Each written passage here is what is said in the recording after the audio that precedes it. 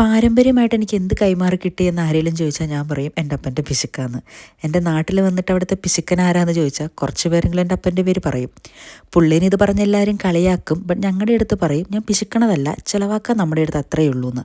അതായത് വരവിനുള്ളിൽ ചിലവ് നിർത്താൻ പുള്ളി ഒരു മിടുക്കനാണ്. ഏൺ ചെയ്ത് സ്പെൻഡ് ചെയ്യാൻ തുടങ്ങിയപ്പം എനിക്കും അത് ശരിയാന്ന് തോന്നി. ഈ കാര്യത്തിൽ എൻ്റെ ആശാൻ എൻ്റെ അപ്പം തന്നെയാണ്. പണ്ടെപ്പോഴോ പപ്പ പറഞ്ഞ് കേട്ടിട്ടുണ്ട്, പാതിരാത്രിയിൽ ഒരു മെഡിക്കൽ എമർജൻസി ഉണ്ടായാൽ ആ രാത്രിയിലെ ഹോസ്പിറ്റൽ ബില്ല് അടയ്ക്കാനുള്ളത് എപ്പോഴും നമ്മൾ കരുതണമെന്ന്. എനിക്ക് ജോലി കിട്ടിയപ്പോൾ തൊട്ട് ഞാനത് ഫോളോ ചെയ്യാറുമുണ്ട്. ഹൗവർ നമുക്കില്ലാത്തപ്പം നമ്മളും കടമൊക്കെ മേടിക്കും.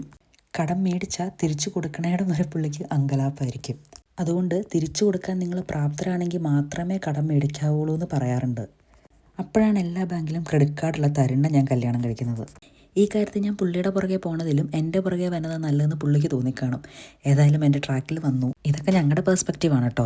പിന്നെ നമ്മളെ ഡിപ്പെൻഡ് ചെയ്യുന്ന കുറച്ച് പേരുണ്ട്. We should consider dum also. Materialistic ആകാതെ നീഡ്സിന് ഇമ്പോർട്ടൻസ് കൊടുത്ത് വാൺസ് കുറേ അങ്ങ് ഒഴിവാക്കും. ഒരു നിശ്ചിത വരുമാനമുള്ള എല്ലാ വീട്ടിലും ഇങ്ങനെയൊക്കെ ആയിരിക്കും. ഫിനാൻഷ്യൽ ഇൻഡിപെൻഡൻസി പോലെ തന്നെ ഫിനാൻഷ്യൽ ഡിസിപ്ലിനും സേവിങ്സും ഇൻവെസ്റ്റ്മെൻറ്റും ഒക്കെ ഇമ്പോർട്ടൻ്റ് ആണ്.